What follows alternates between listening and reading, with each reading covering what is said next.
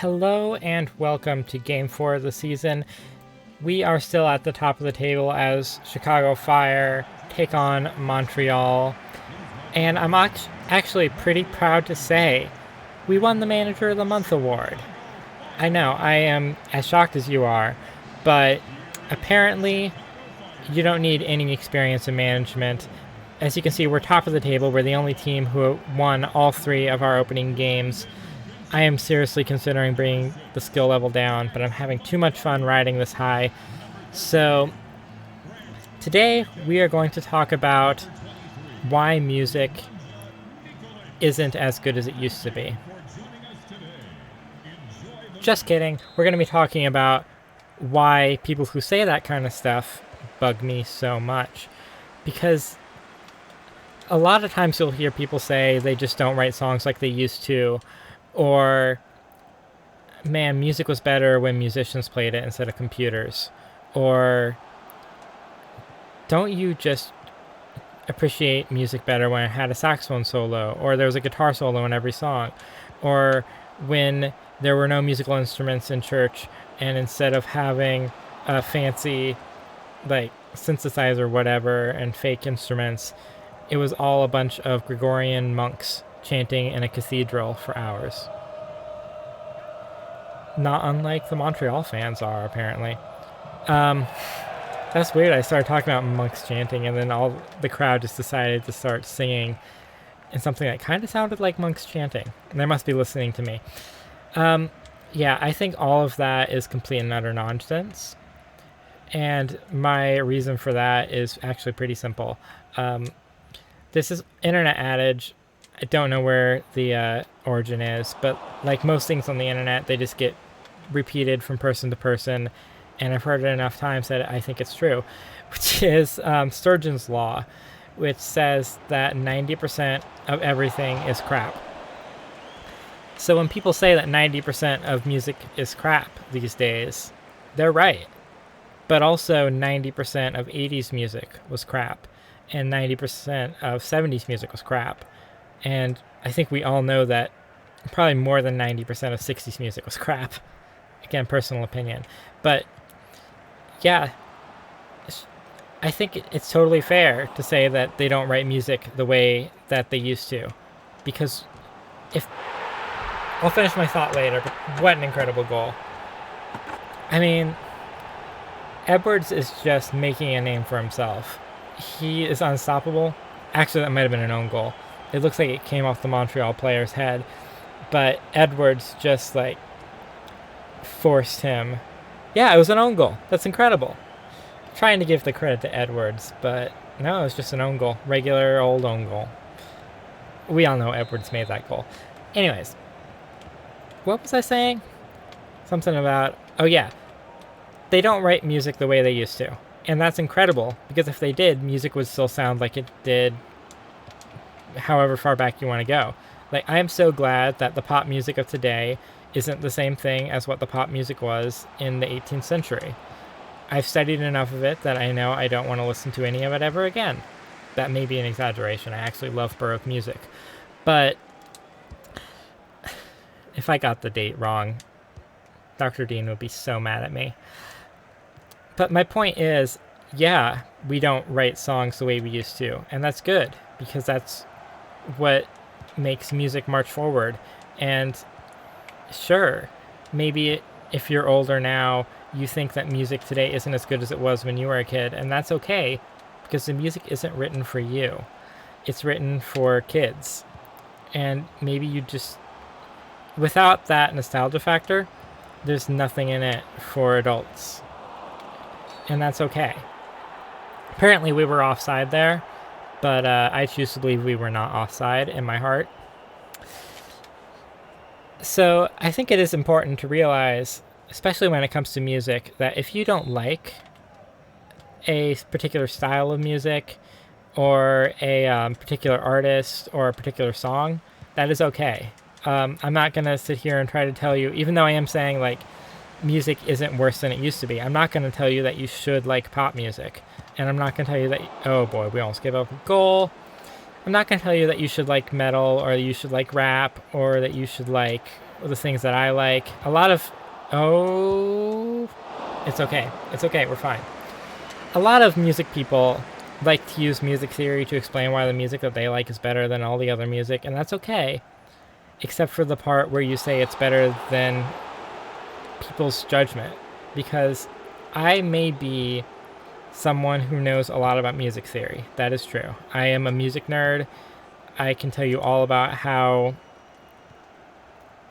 jazz in particular works. I can tell you about how pop music works. I can tell you about how the structure of songs today is so much more interesting than, in my opinion, than the structure of songs hundreds of years ago, because we've had so much time to codify the rules of form, and then now we have time to subvert that in cool and interesting ways.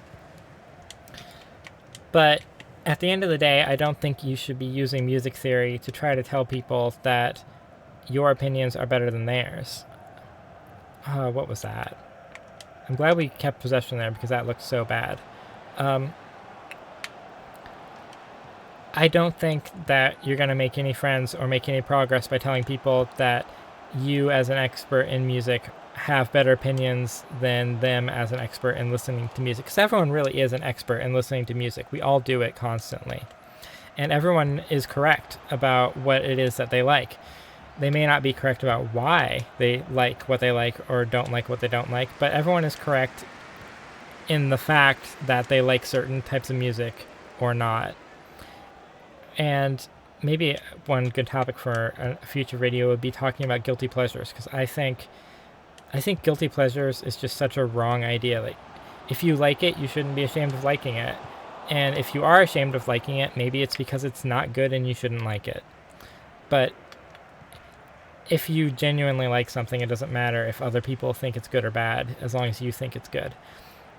And if you don't like a style of music, chances are it wasn't made for you. And it's okay that you don't like it, because other people do. I've got more thoughts on this, but for now I think I need to focus on winning this game of football, because I don't know, I feel like we've let off the gas a bit. We are winning 1-0, but I just feel like we haven't been getting into dangerous positions. We've just been passing the ball around and making really, really bad crosses. Okay. 2 more minutes in the half. Oh, I hope this guy's not that badly hurt. It looks like he's... Yeah, we're probably going to have to take him off. That's unfortunate. Yeah, medical staff are being waved on. This looks serious. Who are you? Okay. Yeah, this guy seems like he's been a bit weak. We don't have another left back on the bench. Can this guy play left back? Apparently our starting right back is a right midfielder, actually. I should probably, in fact, change our formation to 4-3-3 for the next game, if not for this game. Yeah, why not? What the heck? We'll do a 4-3-3 attack. Defender. Where's our last defender? Don't tell me. We must have had more defenders, or midfielders pretending to be defenders. Am I happy with this? Not entirely. No. Okay, so my thinking here is we're going to try to have a back line that's made up of more defenders than it was before, apparently. Yeah, not much of a change otherwise. We're just going to completely change everything. Yeah, that's just an unnecessary... Oh, he kicked him in the leg. He kicked him in the leg, and now he's rolling around like, what's his name? That guy who always rolls around. I can see his face. Neymar! That's the guy I was trying to insult. Okay, we got to get through this and get to halftime. Oh, joy. Another penalty for me to miss. Oh, boy. Yeah, this is probably going to be the last episode that I record tonight. I'm starting to feel loopy. I've gotten to the point where I'm laughing at myself too much, so that probably means that this is going to be the last game of the night. In case you're wondering, I've recorded all these episodes back to back, and it's getting late. Okay. You know what? We're not going to make this anyways, so I might as well dink it. But I want to make it, so we're going to go for it for real. And finally, we've scored from a penalty. Grab that ball. Yes, run it back. See, this is what they're supposed to look like. I mean, it's not a great penalty, but, like, it went in the corner, so it's not that bad. Alright, let's get to halftime, and then I'll think about... I was going to say I'll think about another substitution, but really I feel like we can't... I didn't check what our starting lineup was before. I realize I'm a terrible manager, but I didn't check that our back line of defenders was actually made up of defenders. And it turned out that there were at least 2 midfielders in our lineup. But hey, we're up 2-0, and we're going to play the second half with what I consider to be my normal FIFA formation. Despite the fact that we have 2 central midfielders and a central defensive midfielder in a formation that calls for a attacking midfield. It's okay though. Our central midfielders, can pretend like they're attacking midfielders just like our midfielders can pretend like they're defenders. We are just midfielders FC right now.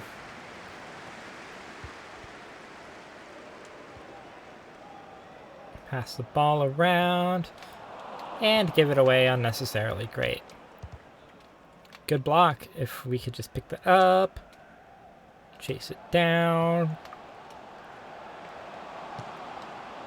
Ooh, that definitely got me worried. Not gonna lie.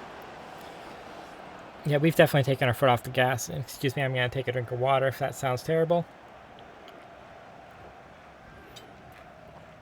Okay.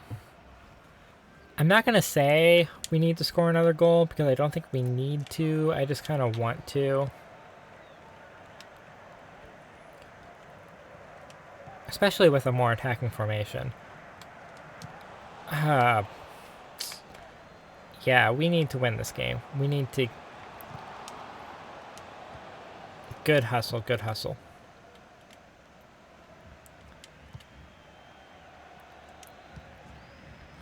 So another angle on this whole music isn't worse than it used to be, it's just different, is that I think a lot of people don't have a very clear perspective of what they mean when they say 80s music or 70s music or whatever. Like, whatever the past was that they like. I'm not even going to talk about that because we nearly gave up a goal. But people don't really think about the fact that 80s music comes from the entire decade. And really, oh boy, not another. Really, when you think about 80s music, we're talking about the very best, maybe even 1% of songs that we remember and that we've decided over the years since the 80s are worth remembering. And that process takes time. I like to say that we just don't know what the best songs of the 2020s are. We barely know what the best songs of the 2010s are. I'd like to think a lot, actually, about what songs today are going to be classics. What songs are we going to look back and think, man, they just don't write songs like Taylor Swift used to do. Like, in 50 years, who are we going to fill in the blank there with? I don't know, of course. I can tell you what I like. I can tell you what I think will stand the test of time, but it's just guesses at this point. I think Olivia Rodrigo has a real chance of being remembered as one of the best artists of this generation. Billie Eilish as well. I think she's got a real good chance.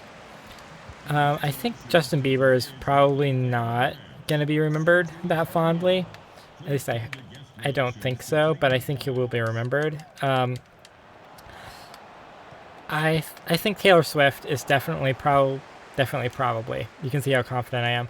Taylor Swift is probably going to be remembered as like the big muse of the 2010s and 2020s. I think we're going to look back on Taylor Swift kind of the same way that we look back on the Beatles, in the sense that like she just has this huge discography of nothing but good music.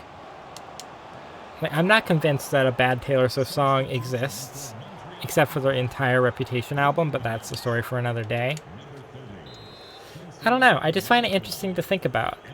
Like, 50 years from now. Oh, it's my corner kick. Sorry, I was preparing to defend this, but it turns out it's actually my kick. Terrible bit of managing there, because normally I don't win corner kicks.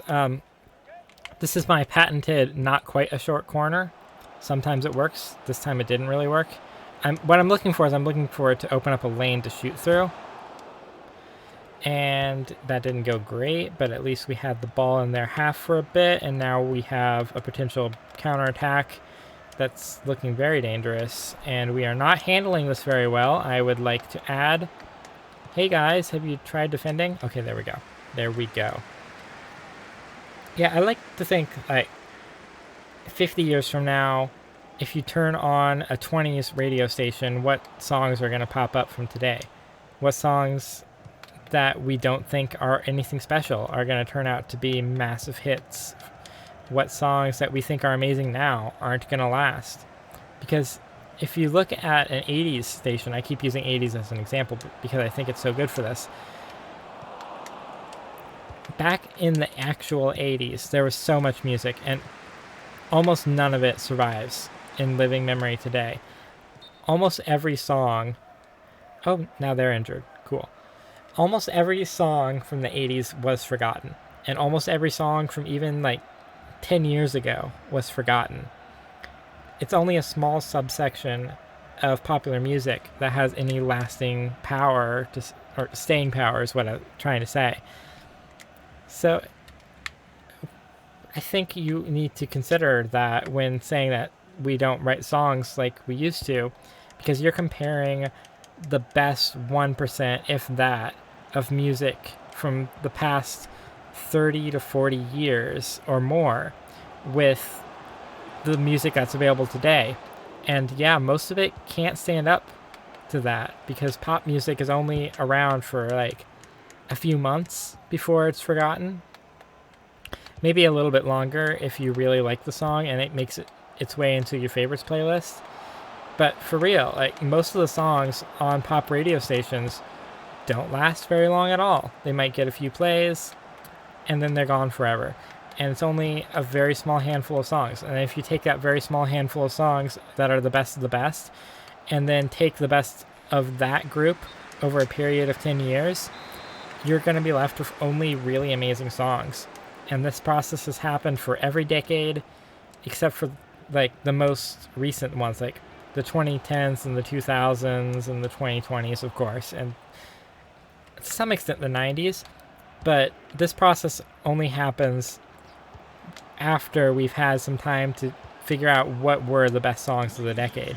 And I think we're just starting now to get a canon of what the best songs of the 90s were. Oh, it's a great ball. It's a great ball. We're through on goal, and it's a goal. 3-0. We're probably going to have to increase the difficulty as much as I don't want to. Maybe tomorrow I'll record some more of these, and we'll be at a higher difficulty level, but as it stands, we are walking the league right now. I would say we bought the league, but in reality, we didn't buy anything.